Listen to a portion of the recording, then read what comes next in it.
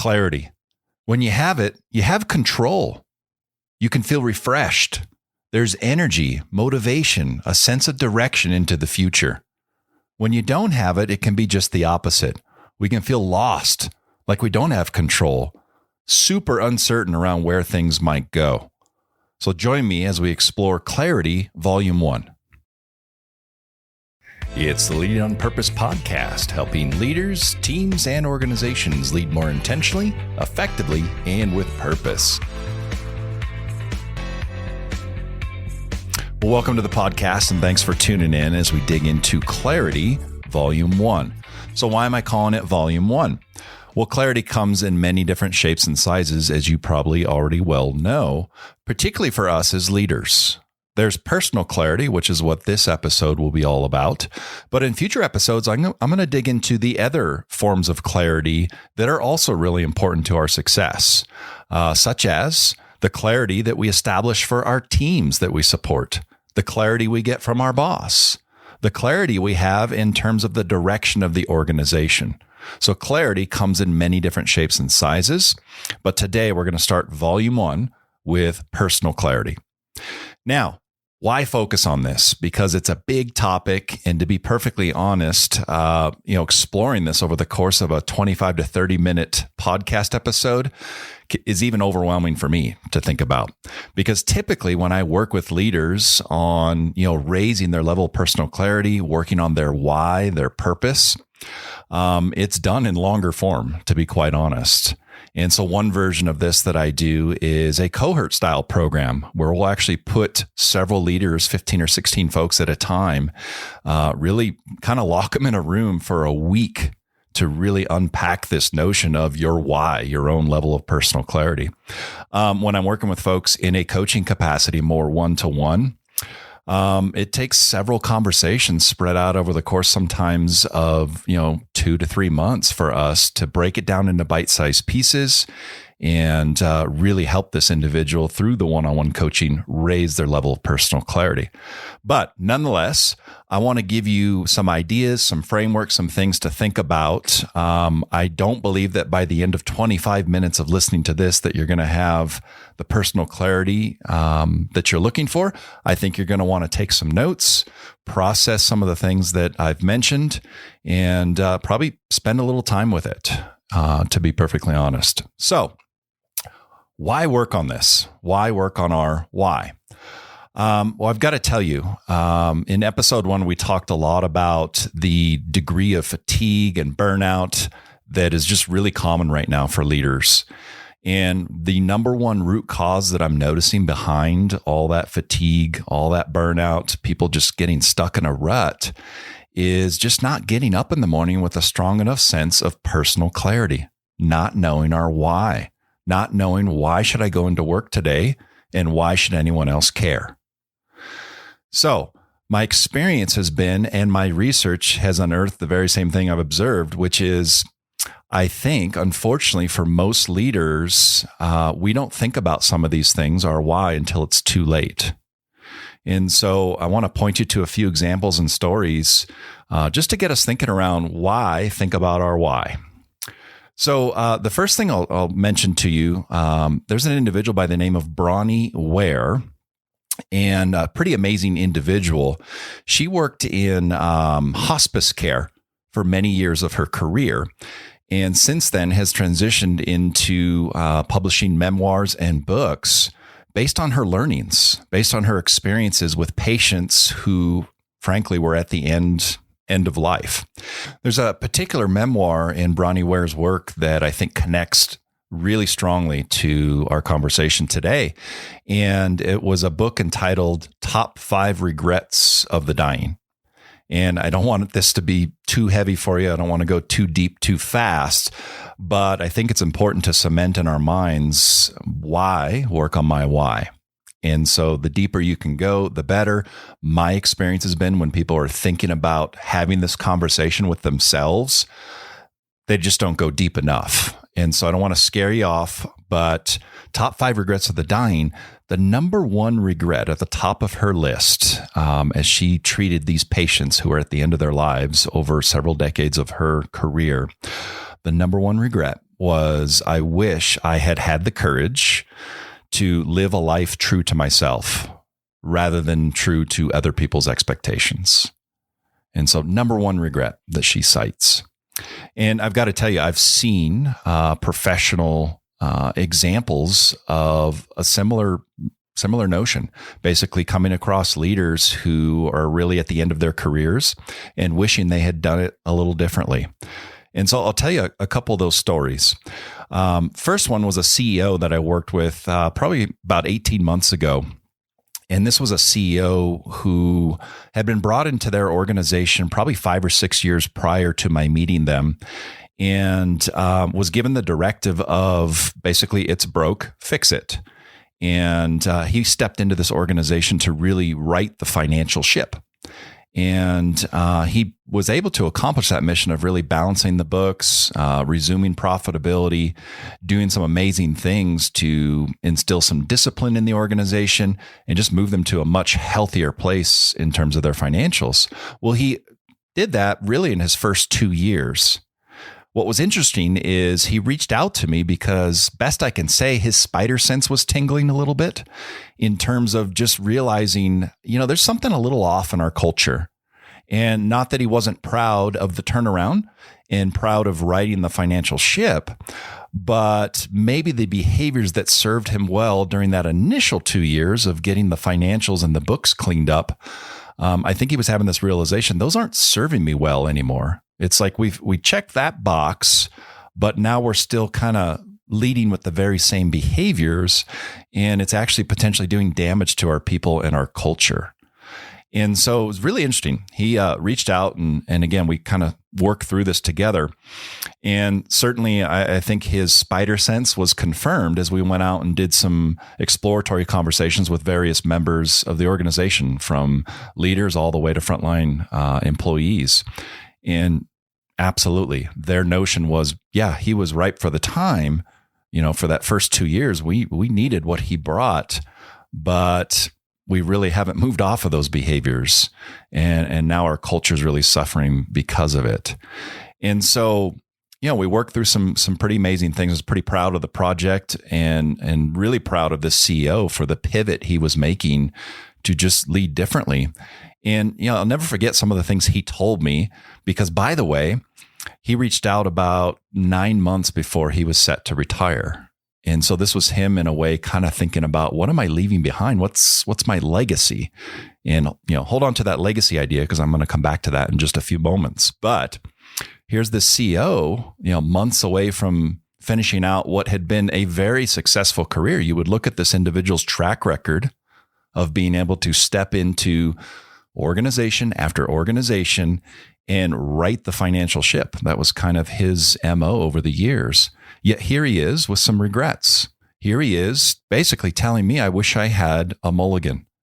And I wish I had stood for some different things when it comes to the people I've led over the years. He kind of wished he had less body bags in his wake, less turnover, less people that he had really kind of blown through in the interest of financially minded pursuits. And so it's a balancing act. In later seasons, we're going to talk about leadership and the need for us to balance these pieces around what our people need, producing the results that we're expected to produce for the role that we're in. But this individual had identified, unfortunately, at the end, I'm way out of whack. And so the headline here for you, why think about my why now, why raise my personal clarity now, is I want to urge you to not wait until the end. The other thing I want to urge you to think about is many leaders, and I've seen it and I've read research on this, have been guilty of waiting until almost a catastrophe occurs. They get fired. They get extremely negative feedback from their team. They kind of lose their team somewhere along the way. Other example, a personal crisis can occur, and it takes that sometimes for a leader to kind of wake up and find themselves in terms of their purpose and that clarity that they should have been thinking about the whole way along. So a second story I'll share that I think speaks to this, let's not wait for the catastrophe to happen. I was coaching an individual about a year ago, and this was a vice president level person. She reported to a member of the executive team.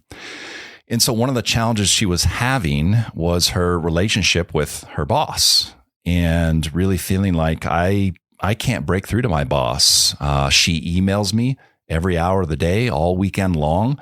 And I feel like she is setting an expectation for me that this is a 24/7 job, a 24/7 career. And so she was really frustrated by this. And so over the course of a couple coaching conversations, we really built up a game plan whereby my coachee was going to go talk to their boss and share some tough feedback around the impact that being emailed on the weekend, being called and texted while she's on vacation, the impact that all of these things were having on not just her perception of her role, but really her life. That was the type of impact it was having. And so we built that up over a couple of conversations. And so after our second conversation working on this, she was to go give this feedback to her boss. So third coaching conversation comes around. Now, date-wise, we're to be on the other side of her having talked to her boss. So, of course, first thing I do is check in and say, how's it going with your boss? And she proceeded to tell me, amazing. There's no more emails on the weekends. The boss is kind of leaving me alone. And in fact, I had a long weekend that I took during this last month. Didn't bother me at all. It was actually very supportive in what she could do to support me as I stepped away. And I'm like, in my mind, I'm like, amazing. The coaching's working. Great. And I said, okay, well, great. How'd the feedback conversation go then? Must have gone pretty well. She proceeded to tell me, well, I never had it. And so I'm scratching my head going, okay, well, what happened? Well, apparently her boss ended up in the hospital. And while in the hospital, and I won't get into the medical details of the situation, but she was in pretty bad shape. While in the hospital, apparently had resumed taking Zoom calls, had participated in some meetings, had her binder there and was completing some work while in the hospital bed, to the point that her husband had to step in. And I'm not sure the details of that conversation, but basically said, what are you doing?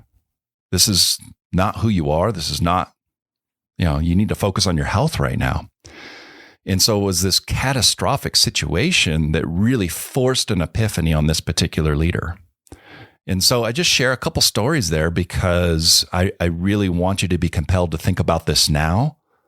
Let's not be guilty of what so many leaders out there are guilty of, waiting till the end or waiting till some crisis occurs for us to really think about ourselves and kind of find ourselves in terms of our leadership. Now, one thing I'll tell you, there's an irony in this topic for me, because as I stepped into consulting the last several years and worked with various leaders, my why, my personal clarity has evolved since my days as a corporate leader. And so the irony for this topic for me is my why, my level of personal clarity is centered around helping leaders find their personal clarity, find their why. So if I can do nothing else for the people I work with or through this podcast, but I can raise your personal clarity, that's going to fulfill me. That's going to check the box for me and make me feel like I'm doing what I'm here to do. So no matter where you're starting today's conversation, this journey of personal clarity is absolutely fine. I have a mentor of mine who would say this almost all the time to me. And then in leadership development workshops he facilitates, what he says is, when you're thinking about your leadership development, you have to begin the journey where you are, not where you'd like to be. And so it's really important for you to be honest. Where am I at now? Have I ever thought about personal clarity before? Because it's fine if you haven't. Okay. Is this something you've done in the past? Have you actually put pen to paper and scripted out a purpose statement for yourself that you've declared to people in your life? That's fine too. You begin the journey where you're at. Because, by the way, no matter where you're at on the spectrum here, you've never thought about this before, you've spent a lot of time with it before, I'm confident what we're going to cover is going to be helpful no matter where you're at. Because I think no matter where you're at, we all have a few things in common. So first thing, I'd hazard a guess that we all share in common when it comes to our own level of personal clarity. Number one, very easy for us to avoid or stop thinking about it. The world right now just has so much noise. It's so easy to get distracted from why we're doing. You get so consumed with what we're doing, how we're doing it, that you lose sight of why am I doing it? Why do I get up in the morning? What's the personal clarity behind this aspect of my life?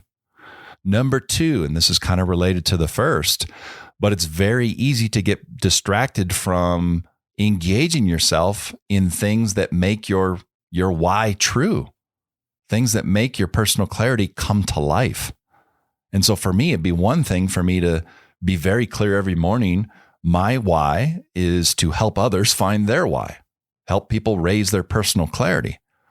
But then on the second piece, if I wasn't actively pursuing projects, work, and coachees that allowed me to help people find their personal clarity, that would be an example of me just not doing anything about my why.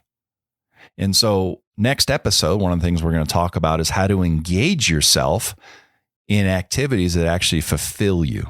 So staying very rooted and connected in why we do what we do.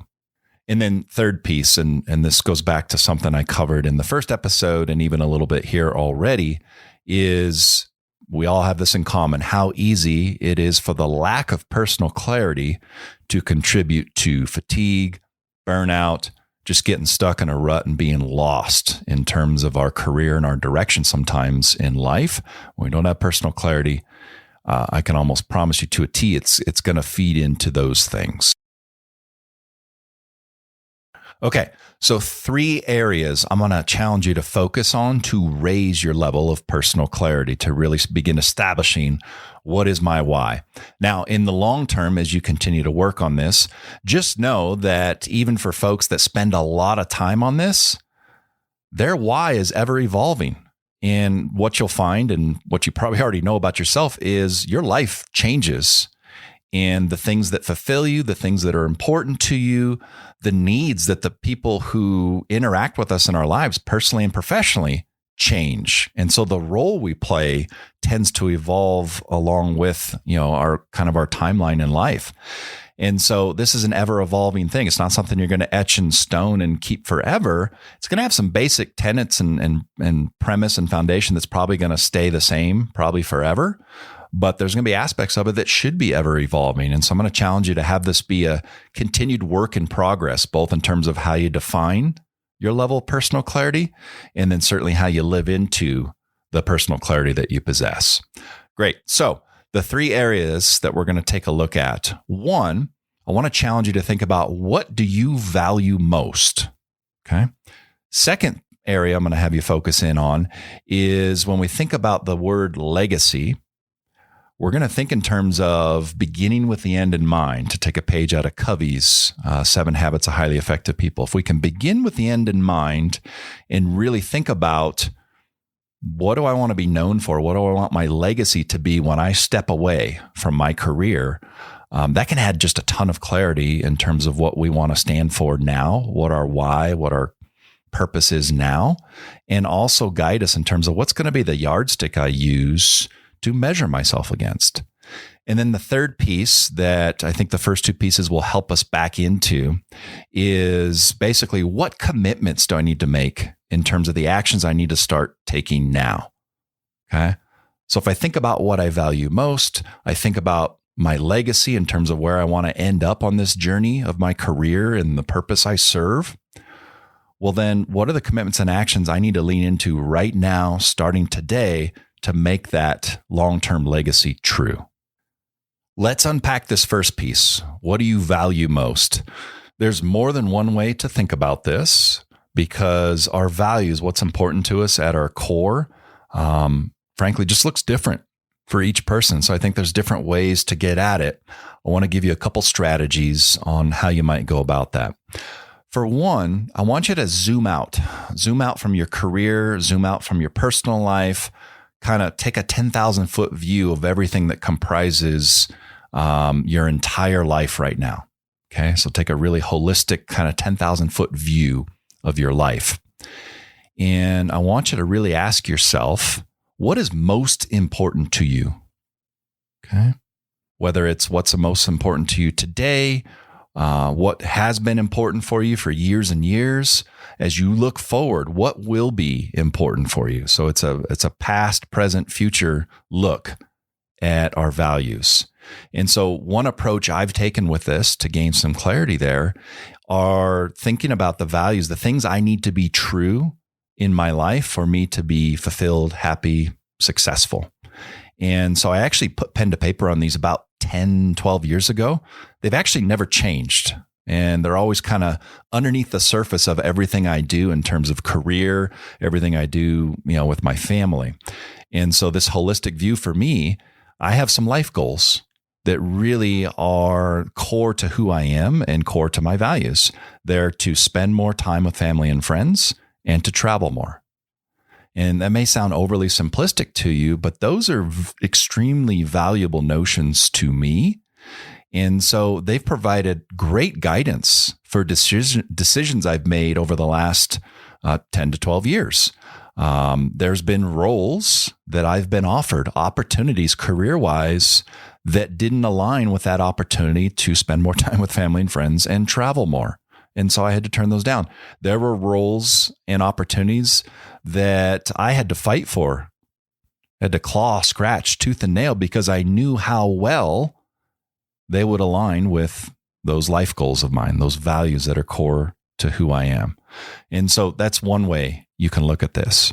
Another way to think about values, and this isn't a substitute for the life goal piece that I talked about a moment ago, this is an add to.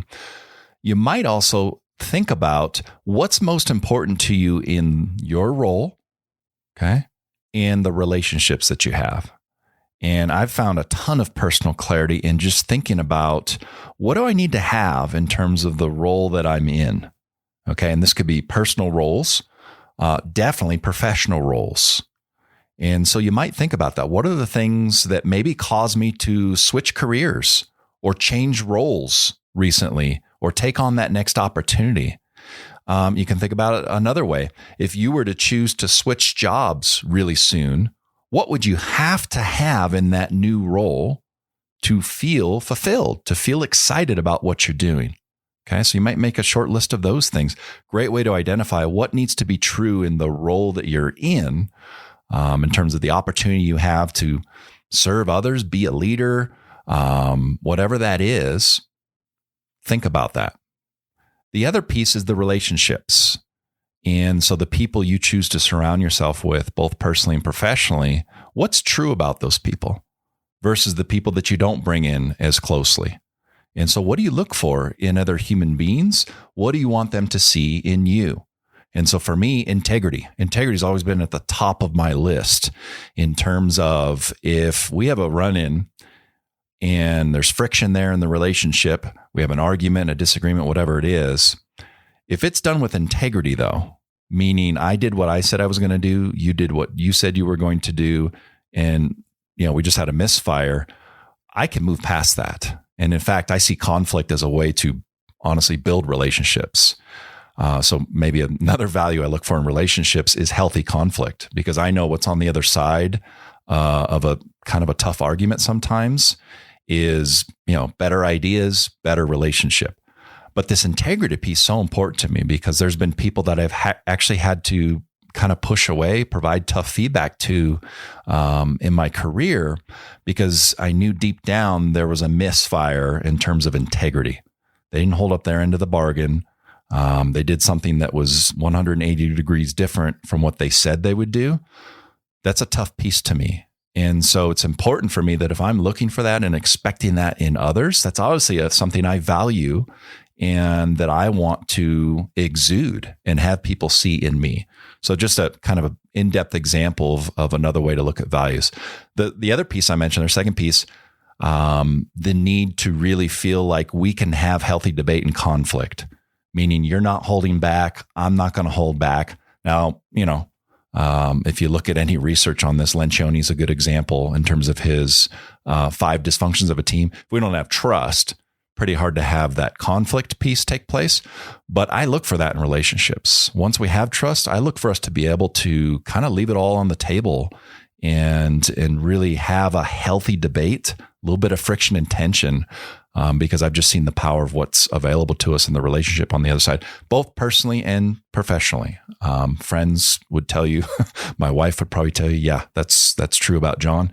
And certainly people I've worked with closely as a leader would tell you, yeah, John's no stranger, not afraid to give it to you straight and receive it straight. So a couple of values as, examples in my life, but something I challenge you to think about. What do you value most? What would have to be there for you if you were to choose to switch roles? What caused you maybe to leave a job in the past and step into a new role? What were the values that were at the core of that decision? Okay, so second piece here of raising our level of personal clarity is, again, to use Covey's words from the 7 Habits of Highly Effective People, begin with the end in mind. And so Covey was famous for challenging people to think about I think it was their 80th birthday celebration. And imagine everyone's there and, they basically are writing some tribute statements to you. What I want you to think about in terms of this personal clarity right now is I want you to imagine your retirement party. Okay.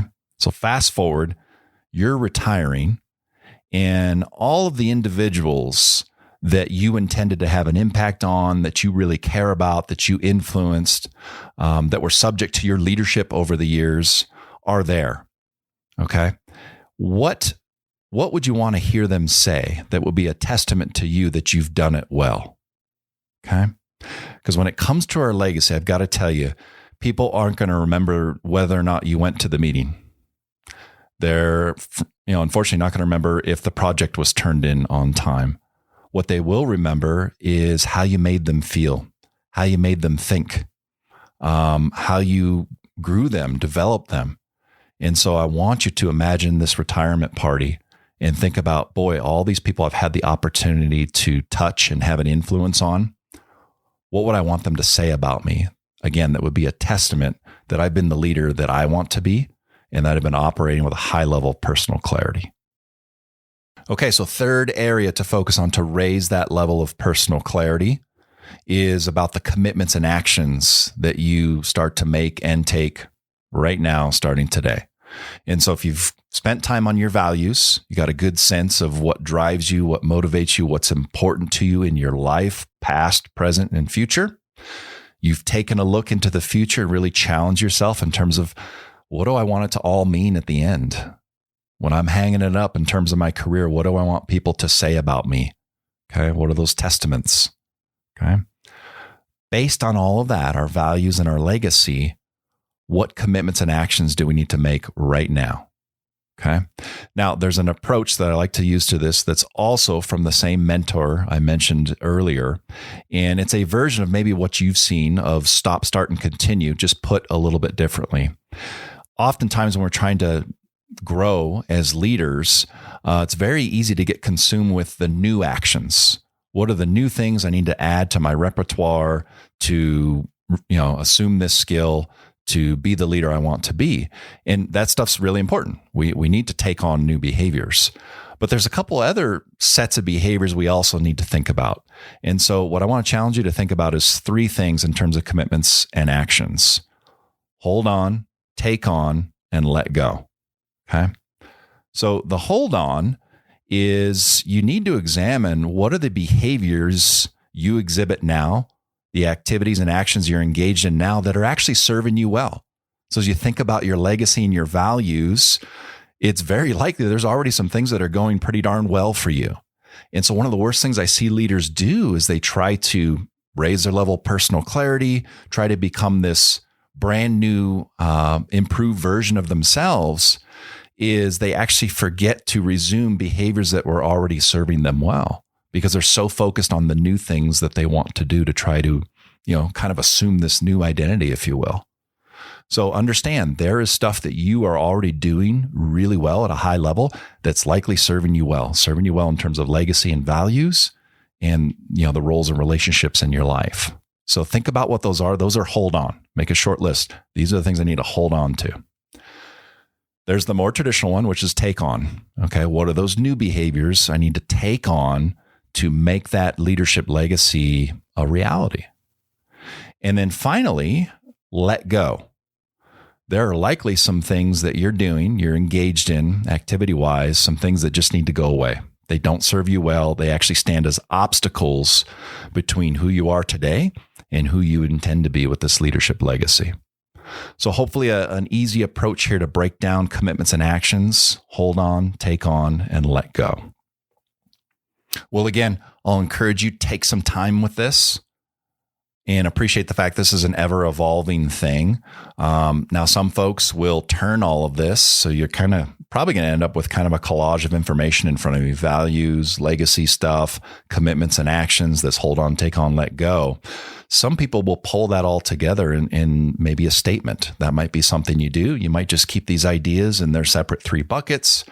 But however you choose to work on it, again, I'll encourage you to take some time with it.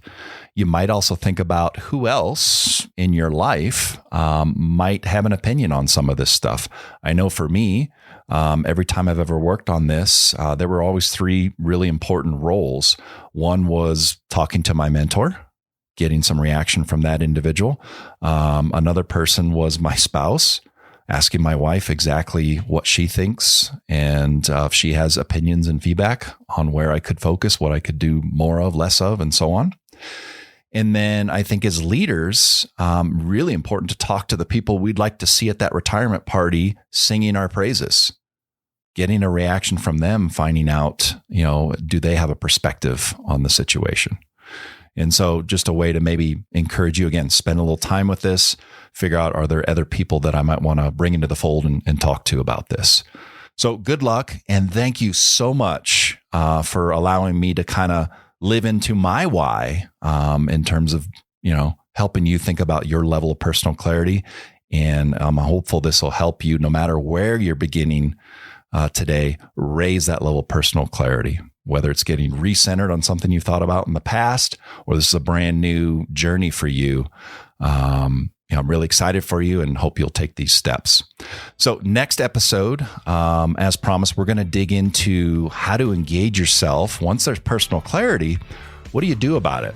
How do you keep yourself engaged in activities that fulfill you and honestly recharge you so that there's more of you to go around? So hopefully you'll have an opportunity to tune in for that. Thanks so much for tuning in today, and talk to you soon.